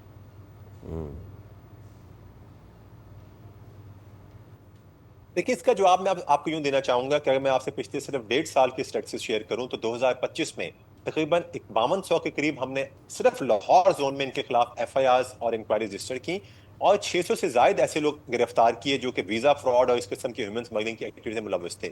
इसके साथ साथ इस साल तकरीबन 3400 के करीब हम डिफरेंट इंक्वायरीज और FIRs जो है रजिस्टर कर चुके हैं और इस साल भी तकरीबन हम 400 के करीब ऐसे लोगों को गिरफ्तार कर चुके हैं, जिसमें 100 से ज्यादा ऐसे प्रोक्लेम ऑफेंडर्स हैं जिनको हमने जदीद ज़राए के जरिए उनके नाम मुख्तलिफ तरीकों से लिस्टों में डाल के उनको पकड़ा और उनको हमने पाबंदी से हासिल किया। लेकिन ये एक सप्लाई और डिमांड का मैकेनिज्म है जहां पे जब तक जरूरत होगी इस तरह के लोग जो हैं वो निकलते रहेंगे और फिर आगे चल के केसेस में बहुत सारे ऐसे लोग हैं जिसकी मिसाल दी जा सकती है यहाँ पे जो कि रिकंसिलिएशन कर लेते हैं ऐसे लोगों के साथ और फिर वो लोग दोबारा कानून के घेरे से बाहर आ जाते हैं। सो ये मुसलसल एक टग ऑफ वॉर है जिसमें लॉ एनफोर्समेंट एजेंसीज जो हैं वो इनके खिलाफ ऑपरेट करती रहती हैं। और अगर इस केस में भी आप देखें तो ये ऐसे एजेंट्स नहीं है जो कि कहीं पे ऑफिस खोल के इलीगली बैठे और काम कर रहे हैं। ये मुख्तलिफ महलों में मुख्तलिफ तरीके से लोगों को ल्योर इन करते हैं और जिस वक्त ये लोगों को इंगेज करते हैं लोगों को भी अंदाजा बाज़ वक्त होता है कि ये ऐसे लोग नहीं है जो कि लीगली इस तरह काम कर सकते हैं। क्योंकि हमारे पास ऐसी बहुत सारी कंप्लेंट्स आती हैं जब लोग हमारे पास आते हैं तो वो उस वक्त गिल्ट में एक्सेप्ट करते हैं इस बात को कि वो इन लोगों के झांसे में आ गए और उन्होंने अपने वैल्यूएबल जो उनकी अमाउंट थी जो कीमत थी इन लोगों के हवाले कर दी उन्होंने।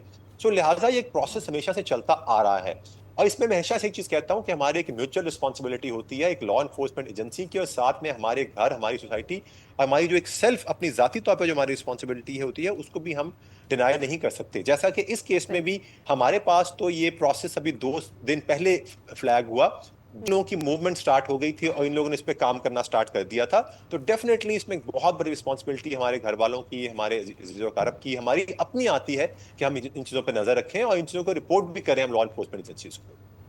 अच्छा, मुझे सर ये बताइएगा कि अभी जो हालिया वाक़या हुआ है, इसमें ये लोग गए हैं, नौजवान ईरान पहुँचे हैं, लापता हुए हैं, फिर इनकी वीडियोस वगैरह सरफेस हुई हैं। क्या ईरानी हुक्काम और पाकिस्तानी सफारतखाने के साथ रब्ता किया गया है, मुश्तरका रेस्क्यू या तफ्तीशी इक़दामात, इसके हवाले से आप हमें कुछ बता सकें अगर? जैसे कि मैंने पहले बताया आपको कि हमारे ईरान में एक लिज़ॉन ऑफिसर होते हैं, उनके साथ उनको ऑन बोर्ड लिया गया, उनके साथ सारी तफसीलात शेयर कर ली गई, उन्होंने वहाँ पे भी मीटिंग कॉल कर ली है और वहाँ पे भी उन्होंने वहाँ की लॉ इन्फोर्समेंट एजेंसी के साथ रब्ता कर लिया है और वहाँ पे भी अच्छा एक्टिवली काम कर रहे हैं। हमारे डायरेक्टर जनरल FIA जो डॉक्टर उस्मान हैं, उन्होंने ज़ाती तौर पे वहाँ पे बात भी की है उनके साथ, बिसाइड्स जो हमने खुद भी कॉल की हैं और उन्होंने अपने राब्ते वहाँ पे कायम कर लिए हैं। वहाँ पे भी पूरी एफर्ट्स हैं, चूँकि इनके वेयर अबाउट्स को बड़ा ये बॉर्डर टू बॉर्डर बड़े, जिसे कहना चाहिए कि डिजिटली तो इनकी मूवमेंट थी नहीं, इनकी मूवमेंट चूँकि किसी न किसी ऐसे हाइड आउट्स के जरिए थी या किसी न किसी हिडन रूट्स के जरिए थी, तो वहाँ भी ट्रेस करने की पूरी कोशिश की जा रही है। और हम पर उम्मीद है कि पाकिस्तान के साथ साथ जो बाहर हम एफर्ट्स कर रहे हैं, वहाँ पर भी इंशाल्लाह बहुत जल्दी हमें कोई ना कोई इसका असर दिखाई देगा। ठीक है।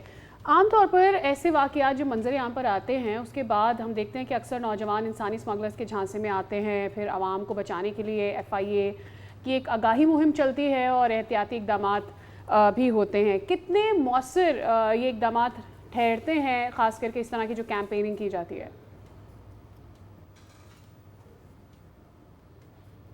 देखिए, मेरे नज़दीक आपका बिसाइड्स इफेक्ट के हमारे लिए केस बहुत अहम है।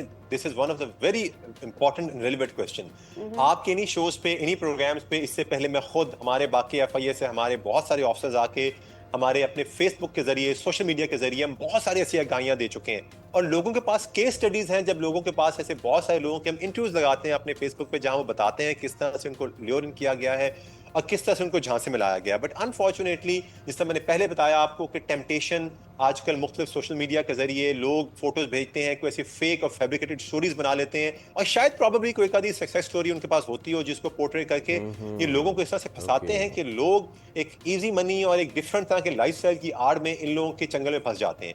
सो आज भी देखें, इस केस की वसातत से ही सही, लेकिन मेरे पास ये अपॉर्चुनिटी है कि मैं आपके इस चैनल के इस प्रोग्राम की वसातत से लोगों को बता सकूं कि खुदारा आप इस किस्म के लोगों के झांसे में ना आए। आपने जब भी बाहर जाना हो, एथिकल लीगल माइग्रेशन जो है उसको हमेशा मुल्क सपोर्ट करता है। आप एक रजिस्टर्ड ओवरसीज एम्प्लॉयमेंट प्रमोटर्स के जरिए, जॉब्स के जरिए आप बाहर जाएं, प्रॉपर लीगल तरीकों से अपने जो हमारे बॉर्डर पोस्ट हैं, गेटवेज हैं, चाहे वो बायर हैं, चाहे वो लैंड रूट हैं, चाहे सी रूट्स हैं, वहाँ से आप प्रॉपर इमिग्रेशन प्रोसेस के तहत बाहर जाएं ताकि आपकी जो चीज़ें यहाँ से हुकूमत ने एफर्ट की है, बहुत सारी आपके लिए एक ओवरसीज़ का पूरा एक इदारा है जो कि जॉब्स लाता है और प्रॉपर तरीके से डिस्ट्रीब्यूट किया जाता है, एक पूरा मैकेनिज्म काम कर रहा है जिस पे बहुत दफ़ा हम ना सिर्फ मीडिया पे, हम स्कूल्स में, कॉलेजेस में, हम मुख्तलिफ अपने प्रोसेस के ज़रिए हम बहुत सारी ऐसी जो है हम इंफॉर्मेशन पास ऑन कर चुके हैं, अवेयरनेस दे चुके हैं।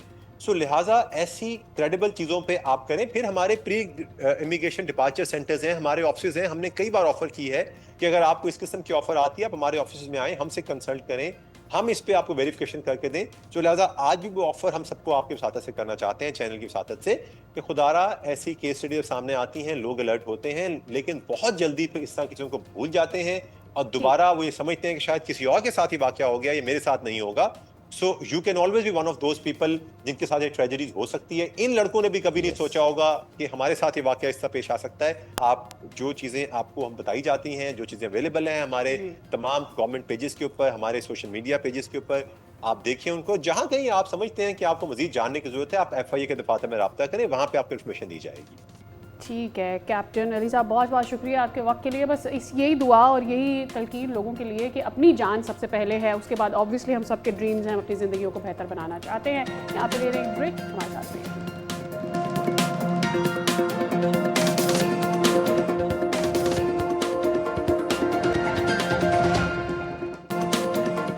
Back again. कुछ दिनों पहले तक ये स्पेकुलेशन चल रही थी कि पंजाब हुकूमत एक ऐसा बिल लेकर आने जा रही है जो कि बच्चों को जिनकी एज अंडर 16 है उन्हें प्रोटेक्ट करेगा, जो कि सोशल मीडिया ऐप्स हैं, ख़ास करके फेसबुक है, इंस्टाग्राम है, इस तरह की ऐप्स इन ऐप्स पर वो नहीं जा सकेंगे, उस पर पेरेंटल कंट्रोल होगा और ख़ास करके उनको रिस्ट्रिक्ट किया जाएगा कि इन ऐप्स को वो यूज़ ना करें। तो खैर कल ये बिल पेश किया गया 16 साल से कम उम्र बच्चों की सोशल मीडिया तक रसाई महदूद करने और उम्र की तस्दीक का निज़ाम मुतारिफ कराने के लिए करारदाद जमा कराई गई है और करारदाद में साइबर बुलिंग, ऑनलाइन इस्तेहसाल और नामुनासिब मवाद से बच्चों के तहफ़्फ़ुज़ पर जोर दिया गया है। और ख़ास करके जो प्रपोज़ की गई है पेनल्टीज़, उसमें कहा गया है कि 50,000 से 5 मिलियन तक की इस पर मनी पेनल्टी हो सकती है और इसके अलावा 6 मंथ की जो है इम्प्रिजनमेंट भी इसकी वजह से हो सकती है। अच्छा, अब इसमें एक तो ये कि before going to our guest जिन्होंने बिल प्रपोज किया है, हम देख रहे हैं कि यूरोप में इस तरह के कानून आ रहे हैं।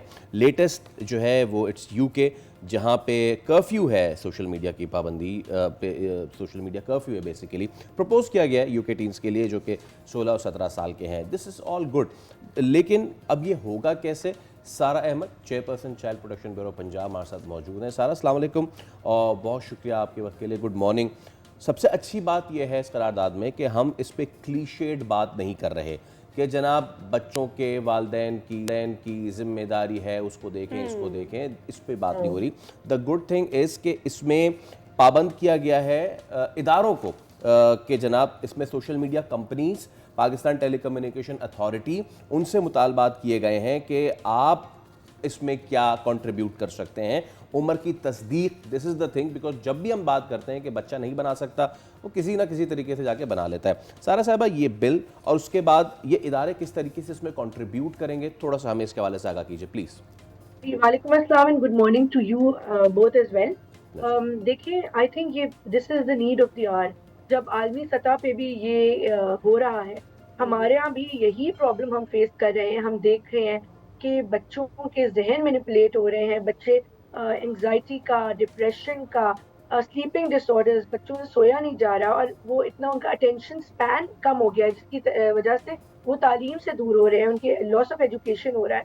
ये सब मद्देनजर रखते हुए मैंने रेजोल्यूशन जमा करवाई है और ये क्योंकि देखिए चाइल्ड प्रोटेक्शन स्टेट की जिम्मेदारी होती है, तो मैंने इसीलिए फेडरल जो गवर्नमेंट एंड जो पाकिस्तान टेलीकम्युनिकेशन अथॉरिटी एंड बाकी सब स्टेक होल्डर्स को चाहिए कि वो दे शुड सिट टुगेदर और इसके ऊपर बहस करें और इसके ऊपर ये डिसाइड करें कि किस तरीके से ये इम्प्लीमेंट किया जा सकता है। क्योंकि हम अगर ऑस्ट्रेलिया में देखें तो ऑस्ट्रेलिया में सोशल मीडिया कंपनीज को उन्होंने लाइबल किया है, उन्होंने ऑब्लिगेटरी उन पे बनाया है कि they have to abide by this, कि वो पहले चेक करें आर्टिफिशियल इंटेलिजेंस यूज करके कि बच्चे की एज क्या है, और जब पता चल जाए कि वो 16 साल से ऊपर है तो फिर उसको एक्सेस अलाउड हो, और अगर नहीं है तो फिर उसकी एक्सेस को रिस्ट्रिक्ट किया जाए, रोक दिया जाए, क्योंकि पेरेंट्स से ये काम नहीं हो सकता अकेले।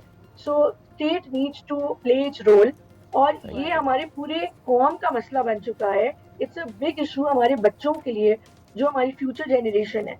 और मेरी जो कैंपेन की टैग लाइन है वो है कि social media can wait but childhood can not wait.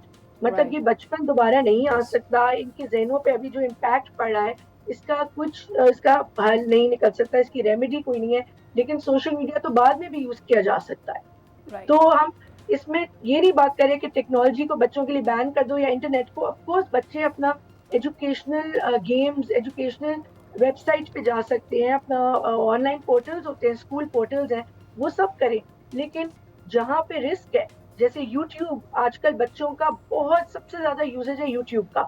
वो जो ब्लॉगर्स को फॉलो कर रहे हैं वो ये गेम्स हो गए, रोब्लॉक्स, पबजी, इस तरह हजारों गेम्स, और फिर ये इंस्टाग्राम, टिकटॉक सबसे ज्यादा। सो आई मीन इन जगहों पे हमें कंट्रोल लगाना बहुत जरूरी है। Got your point. मैम, अब ये बताइएगा कि ये कंट्रोल आपके जहन में क्या आता है? Obviously you must have been thinking about this bill और प्रपोज करने आप जा रहे होगे, तो कुछ जहन में आ रहा होगा कि ये 3-4 चीज़ें हैं, इनको रख कर हम कंट्रोल अटेन कर सकते हैं। लेट्स से जैसे ये जो बच्चे होते हैं, अब आपने रोब्लॉक्स का जिक्र किया, 13 साल से कम उम्र के बच्चों को रोब्लॉक्स खेलना चाहिए, 4-4 साल के बच्चे खेल रहे हैं, सो गोज विद पबजी।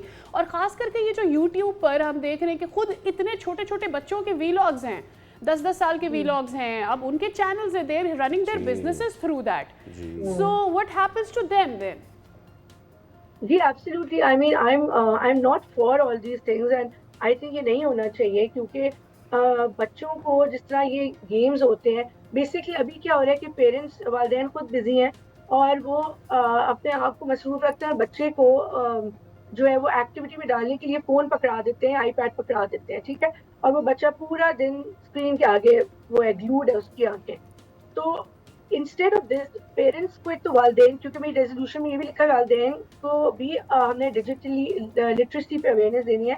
वालिदैन को चाहिए कि अगर वो खुद मसरूफ भी हैं, बच्चों को एजुकेशनल बेस्ड गेम्स और जो ऑनलाइन नहीं है, जो जिसका स्क्रीन से ताल्लुक नहीं है, जैसे लेगो हो गया, पजल्स हो गए, जिस तरह हम जब छोटे थे हम खेलते थे गेम्स, अगर आउटडोर नहीं तो फिर इंडोर के भी गेम्स होते हैं, उनमें लगाएं रादर देन स्क्रीन टाइम देना।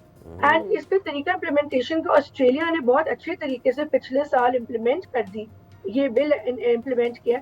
उसी तरह हमारी गवर्नमेंट भी ये कर सकती है और एक रिस्ट्रिक्शन लगा सकती है through technology companies, through Facebook, YouTube and all, उनको कांटेक्ट करें और उनको कहें कि हमें ये मुनासिब नहीं लगता और हमें 16 साल से कम उम्र बच्चे को हम नहीं यूज करवाना चाहते, तो उसके थ्रू वो AI रिलेटेड एज वेरिफिकेशन हो और फिर जो है अगर बच्चा 16 से अबव है तो फिर उसको एक्सेस दी जा सके और पेरेंटल कंट्रोल्स मतलब वो भी होने जरूरी है। Okay. So is government thinking to, on the wider horizon, contact these social media companies जैसे Facebook आ गया, YouTube आ गया, Instagram आ गया, कि एक काइंड ऑफ अ मैसेज दोबारा से सेंड हो इन अकाउंट्स पर जिस पर वेरिफिकेशन हो सके एजेस की, बिकॉज जो अकाउंट्स बन गए हैं उनको कैसे काबू किया जाए?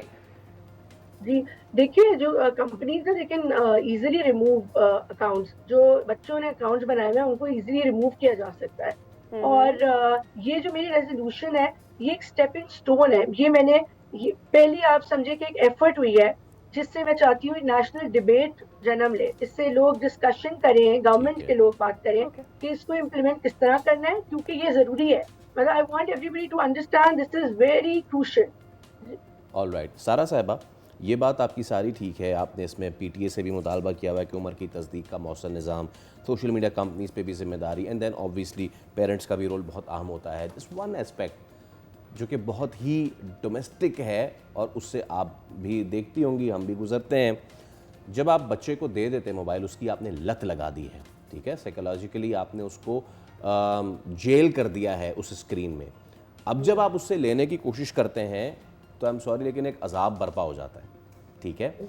यानी कि हमारा बच्चा जो है वो चाहे 4 साल का हो, 4 से 12 साल में reluctant to leave the screen, ठीक है, जंग हो जाती है इस पे सारा साहिबा, जंग हो जाती है, बच्चे आउट ऑफ कंट्रोल हो जाते हैं। सो माय क्वेश्चन इज कि आपने सोचा है कि इस पे साइकोलॉजिकल एस्पेक्ट को एड्रेस करने के लिए, पेरेंट्स को हेल्प आउट करने के लिए कुछ साइकोलॉजिस्ट की मदद ली जाए, ताकि उनको ये भी बताया जाए कि अगर आपने इनसे ले लिया है वो मोबाइल और वो अब चीख चिल्ला रहे हैं, how to go about that thing?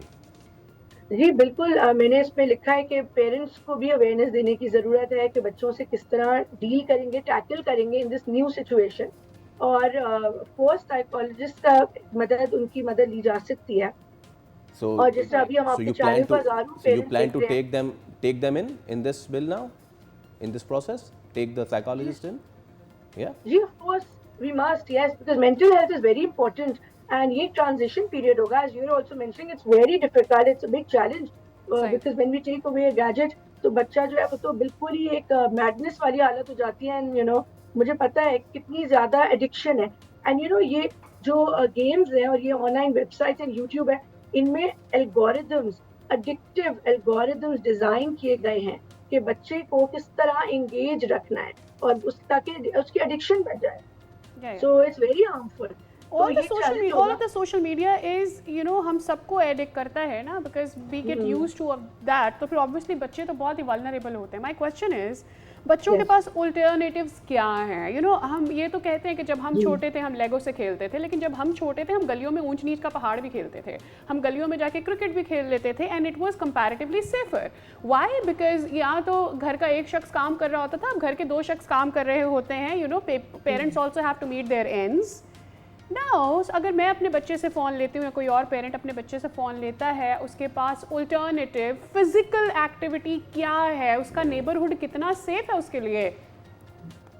जी बिल्कुल, आजकल डायनामिक्स चेंज हैं, आप सही कह रही हैं, डिफरेंट एनवायरनमेंट है, हम बच्चे को बाहर नहीं खेलने भेज सकते जिस तरह पहले ज़माने में होता था, बट हम उनके लिए इंडोर एक्टिविटीज़ प्लान कर सकते हैं और उनको रीडिंग पे ला सकते हैं। आपको पता है अब बच्चों का रीडिंग हैबिट्स इतनी रिड्यूस हो गई हैं बिकॉज़ ऑफ ये स्क्रीन्स एंड सोशल मीडिया, तो we can encourage them, but basically parents की बहुत एफर्ट लगेगी। That's quite a shift for kids. हाँ जी. जी, and parents would have to get involved. They have to give time to implement this whole shift. This will be a shift in the lifestyle. तो उनको थोड़ा time लगाना होगा बच्चों के साथ कि उनको इंडोर डिफरेंट एक्टिविटीज़ में मैं ये नहीं कहती हमारे नेबरहुड अब उतने सेफ हैं जितने पहले होते थे, तो लेकिन इंडोर एक्टिविटीज़ में उनको इन्वॉल्व किया जा सकता है। उनके फ्रेंड्स को बुला के उनको कोई इस तरह का गेम, मोनोपोली हो गया, लूडो हो गया, मतलब मोनोपोली जैसा गेम घंटों चलता है। और उसमें सारा साहबा you know what, just one last thing, schools की भी बहुत जिम्मेदारी है, बिकॉज स्कूल्स ने भी ना अपने दामन झाड़ लिए हैं, खासतौर पर 2 रूम 3 रूम स्कूल, या फिर साल में एक दिन का स्पोर्ट्स डे करके we don't have our school cricket teams anymore, we don't have our school football teams anymore. तो मेरे ख्याल से जहां आप ये करारदाद शामिल कर रही हैं, it's very heartening to see and read. वहीं पे मेरे ख्याल से इन स्कूल्स को पाबंद किया जाए कि भाई अब प्लीज़ खुदा का वास्ता इन बच्चों को swimming and all, cricket and football what ever, लेकिन इसमें भी करें क्योंकि ये भी कम होता जा रहा है। सारा साहब, your last comment on that. जी, absolutely, I agree. Outdoor sports are very important to channelize the energies of children in the right direction. उनको सही जगह बिल्कुल, और ये होना चाहिए। और डेफिनेटली मतलब जब ये गवर्नमेंट इसको इम्प्लीमेंट करेगी इंशाल्लाह, तो वो स्कूल्स को ऑब्लिगेटरी भी ठहराएगी कि वो ये सब करें, outdoor sports. I'm really hopeful कि ये सिस्टम जो है ओवरऑल एक सिस्टम हम लेकर आ सकें जहाँ पर अपने बच्चों की प्रोटेक्शन करना मकसद है, किसी की लाइफ डिफिकल्ट बनाना। बहुत शुक्रिया मैम आपके वक्त के लिए, आपसे बात करें, ये एफर्ट बहुत अच्छा है, लेकिन वी रियली होप कि इसकी प्रैक्टिकलिटी ऐसी हो कि लोगों के लिए आसानी भी हो सके और जो मकसद है वो हासिल हो सके। विद दैट हम एक ले रहे हैं ब्रेक, दोबारा हाजिर होंगे। Stay with us.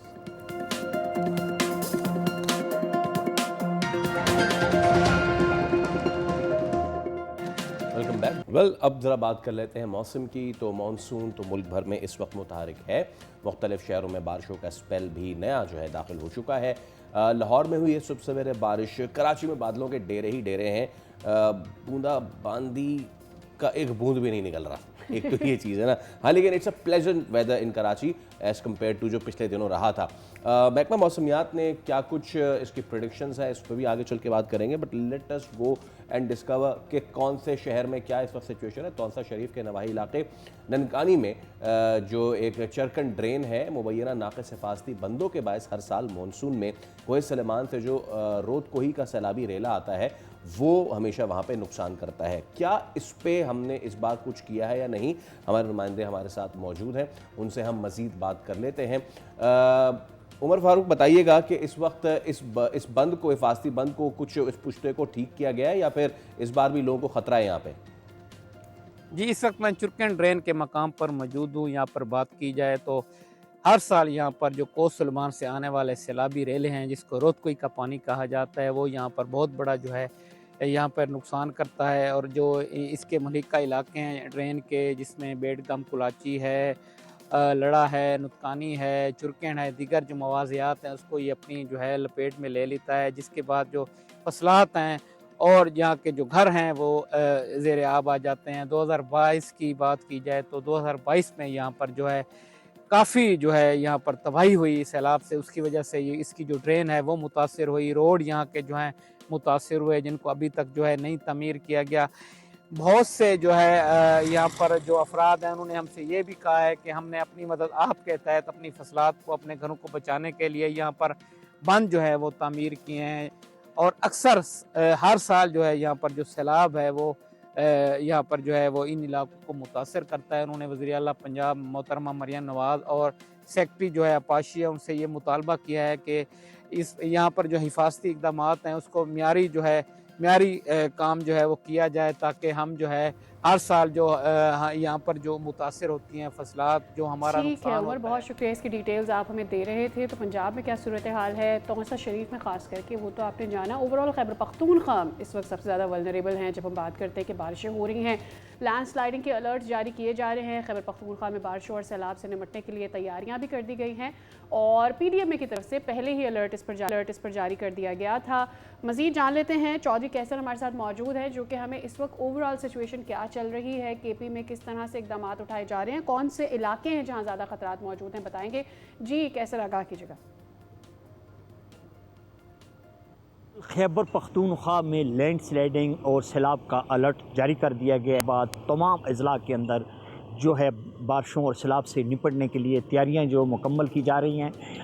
PDMA की तरफ से पहले ही तमाम खैबर पख्तूनख्वा के अंदर तमाम अजला को अलर्ट जारी कर दिया गया था कि इस मरतबा जो है जो बारिशें जो है वो ज़्यादा होंगी और जो शुमाली इलाका जात हैं वहाँ पर जो है लैंडस्लाइडिंग का ख़तरा है, जिनमें ज़िला मनसरा, एबटाबाद, बटग्राम, बशाम, चतराल, स्वाद, अपर दीर, लोए दीर, चतराल और बटाकुंडी, बाबूसट्टा, बेसर, जलखड के जो इलाके हैं जहाँ पर लैंडस्लाइडिंग का ख़तरा है, वहाँ पर भारी मशीनरी जो है इस वक्त तैनात की गई है ताकि कोई भी नाखुशगवार जो वाक़या है वो पेश ना आ सके। आबी गुज़रगाहों की अगर हम यहाँ पर बात करें तो आबी गुज़रगाहों के अंदर इस वक्त तमाम ज़िला के अंदर 100 दफ़ा 144 नाफिज है। स्याओं और मकामी लोगों को नदी नालों और दरियाओं के अंदर जाने से रोका गया है ताकि कोई भी नाखुशगवार जो वाक़या है वो पेश ना आ सके, क्योंकि इस वक्त जो है गर्मियों का सीज़न है। स्याओं की बहुत बड़ी तादाद जो है वो खैबर पख्तूनख्वा के सियाती मुकामात का रुख किए हुए है। स्याओं के लिए भी वार्निंग जारी की गई है कि वो बला ज़रूर जो है वो सफ़र से ठीक है। कैसे, बहुत शुक्रिया। डिटेल्स आप खैबर पख्तूनख्वा में क्या इकदाम उठाए जा रहे हैं, मौसम क्या सूरत हाल रहेगी, आप हमें बता रहे थे। इसी पर मज़ीद भी बात करते हैं कि आइंदा आने वाले जो दिन हैं वो ख़ास करके खैबर पख्तूनख्वा के लिए and Punjab and rest of the country कैसा रहेगा। अरफान वर्क साहब हमारे साथ मौजूद हैं, आप डायरेक्टर हैं महकमा मौसमियात के। वर्क साहब बहुत शुक्रिया आपके वक्त के लिए, सुबह बखैर। सर, इस वक्त सूरत हाल कुछ ऐसी है कि जब साल का आगाज़ नहीं हुआ था, एक्सपेक्ट ये किया जा रहा था कि पूरे मुल्क में बारिशें उस दौर की नहीं होंगी, कुछ कम बारिशें होंगी, लेकिन जब हम खैबर पख्तूनख्वा की सूरत हाल देखते हैं तो वहाँ खासी वल्नरेबल आपको इलाके नज़र आते हैं। कुछ इलाकों के लिए अलर्ट्स भी जारी कर दिए गए हैं। अगर आप हमें बता सकें कि अभी ये जो आगे 2 दिन हैं क्या बारिशें हैं, कौन कौन से इलाकों में हैं और उनकी वजह से क्या लैंडस्लाइडिंग के खदशात मौजूद हैं? देखिए जी, अभी भी अगले 24 से 48 घंटे में जो बलाई खैबर पख्तूनख्वा के इलाके होंगे वहाँ पर मज़ीद बारिश हम एक्सपेक्ट कर रहे हैं। और इसके अलावा जो आइसोलेटेड होगी रेन, ख़ास तौर पे लोकलाइज्ड टाइप की होगी, वो शुमाल मशरकी बलूचिस्तान और एडजाइनिंग जो पंजाब के इलाके होंगे, डीजी खान वगैरह और बार खान जो कि बलूचिस्तान के इलाके हैं, इसके अलावा ज़ोब के इलाके, यहाँ पर भी हम एक्सपेक्ट कर रहे हैं अगले 24 से 48 घंटे में जो है ना वो बारिश हो जाएगी ये चंद मकामात पर। बाकी ज़्यादातर पाकिस्तान के बेशतर इलाकों में मौसम गर्म और मरतूब रहेगा।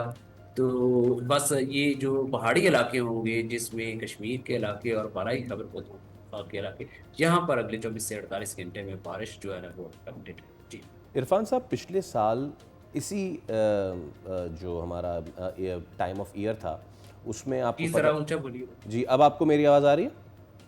जी जी। अच्छा, पिछले साल जो यही एरिया था इसी साल के अरसे में आपको पता था कि पाकिस्तान सैलाब से निमट रहा था और इस साल के लिए ही एक्सपेक्ट किया जा रहा था, पिछले साल ही एक्सपेक्ट कर दिया गया था कि ज़्यादा फ्लड्स होंगे। तो क्या वो एक्सपेक्टेशन गलत लगाई गई थी? अब चल अच्छी बात है कि सैलाब नहीं आ रहे, या फिर are we waiting for the weather to get more intense, ऐसे या फिर ऐसे ही रहेगा? देखिए जी, महकमा मौसमियात जो है वो एक सीजनल फोरकास्ट या सीजनल आउटलुक जारी करता है जब भी सीज़न स्टार्ट होता है। जैसे विंटर सीज़न जब स्टार्ट होने वाला हो 1 माह पहले या 1.5 माह पहले जो है ना हम एक आउटलुक जो है ना वो जारी करते हैं। इसी तरह जो मानसून का सीज़न जब आता है तो हम उसकी जो है ना अप्रैल को करते हैं, फिर मई में करते हैं और फिर जो है ना फाइनली जून में भी करते हैं। तो ऐसा है कि हमने जो अप्रैल में जारी की इसकी आउटलुक, उसमें भी हमने कहा कि नियर नॉर्मल या नॉर्मल से कम बारिशें। इसी तरह मई में भी हमने, तो ये ऑलरेडी जो प्रिडिक्शन थी महकमा मौसमियात की सीज़न के हवाले से, वो नॉर्मल या नॉर्मल से कम बारिशों की थी वो मुख्तलिफ इलाकों में।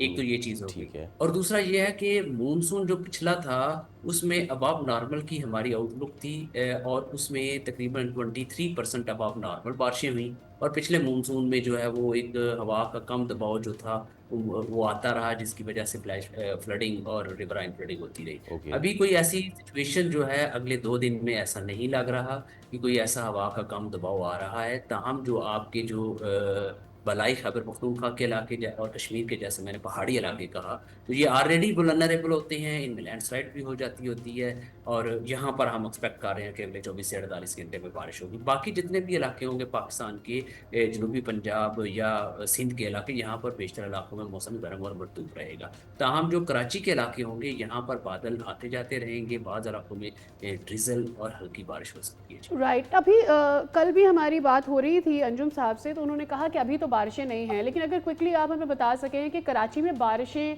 कब एक्सपेक्ट करें हम?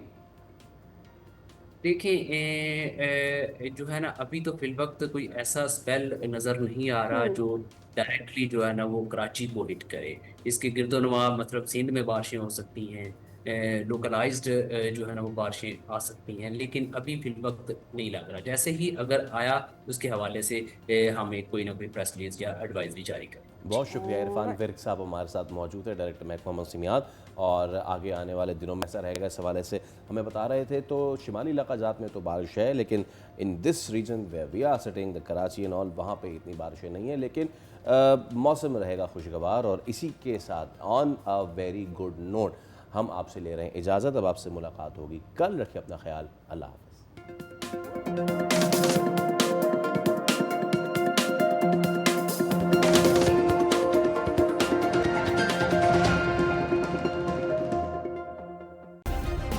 सब्सक्राइब करें और बेल दबाएं ताकि कोई खबर रह न जाए।